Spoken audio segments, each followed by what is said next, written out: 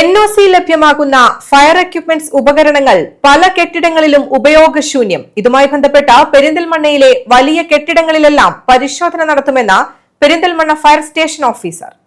കെട്ടിടങ്ങളിലും മറ്റ് സ്ഥലങ്ങളിലും തുടർച്ചയായി തീപിടുത്തങ്ങൾ വർദ്ധിച്ചു വരുന്ന പശ്ചാത്തലത്തിലാണ് ഫയർഫോഴ്സിന്റെ പരിശോധനകൾ കർശനമാക്കുവാൻ ഒരുങ്ങുന്നത്. കെട്ടിടങ്ങൾക്ക് തീപിടിക്കുമ്പോൾ NOC ലഭ്യമാക്കുന്ന ഫയർ എക്യുപ്മെന്റ്സ് ഉപകരണങ്ങൾ പല കെട്ടിടങ്ങളിലും ഉപയോഗശൂന്യമാണ്.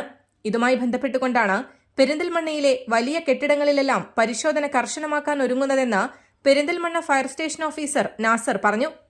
ഫയർ NOC കൊടുക്കേണ്ടതായുള്ള ബിൽഡിങ്ങുകൾക്കൊക്കെ ലെറ്റർ കൊടുത്തിട്ടുണ്ട്, അവർക്ക് അറിയിപ്പ് കൊടുത്തിട്ടുണ്ട്. ഫയർ സിസ്റ്റം ചെയ്യണം, നിരാക്ഷേപ സാക്ഷ്യപത്രം ഡിപ്പാർട്ട്മെന്റിൽ നിന്ന് വകുപ്പിൽ നിന്ന് NOC വാങ്ങിക്കണം എന്നുള്ളതും, അതുപോലെ തന്നെ അഗ്നി പ്രതിരോധ സംവിധാനങ്ങൾ ഏർപ്പെടുത്തണമെന്നും കൃത്യമായിട്ട് നോട്ടീസ് എല്ലാ കെട്ടിടങ്ങൾക്കും 1000 m² മുകളിൽ 15 മീറ്ററിന്റെ മുകളിൽ ഉള്ള കെട്ടിടങ്ങൾക്കാണ് നമ്മൾ NOC കൊടുക്കുന്നത്.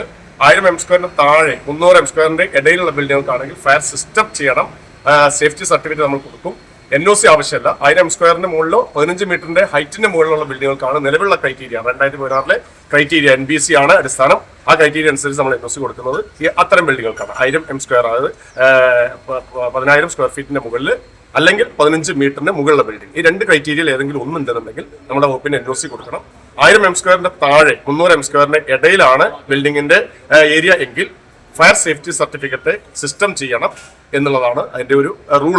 ആ റൂൾ അനുസരിച്ച് നമുക്ക് എല്ലാവർക്കും എല്ലാ കെട്ടിടങ്ങൾക്കും പെരിന്തൽമണ്ണയിലെ എല്ലാ കെട്ടിടങ്ങളും നമ്മൾ ഇതിനോടകം നോട്ടീസ് കൊടുത്തിട്ടുണ്ട്. പല കെട്ടിടങ്ങളും ചെയ്തിട്ടുണ്ട്, പലതും ചെയ്യാതിരുന്നിട്ടുണ്ട്.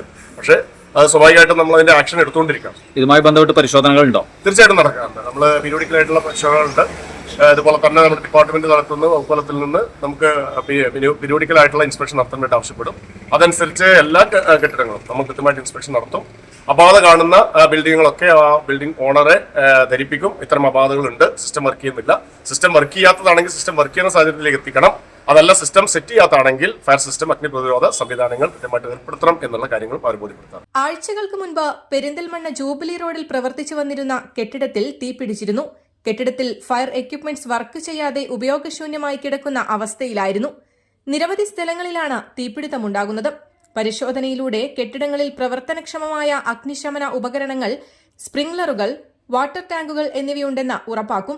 സുരക്ഷാ ക്രമീകരണങ്ങളിൽ വീഴ്ച വരുത്തുന്ന സ്ഥാപനങ്ങൾക്ക് നോട്ടീസ് നൽകുകയും ലൈസൻസ് റദ്ദാക്കുന്നതുൾപ്പെടെയുള്ള കർശന നടപടികൾ സ്വീകരിക്കുകയും ചെയ്യും. News desk, Valluvanad news.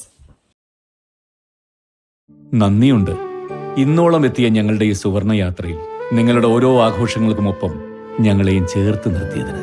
Beauty mark gold and diamonds, specially for U.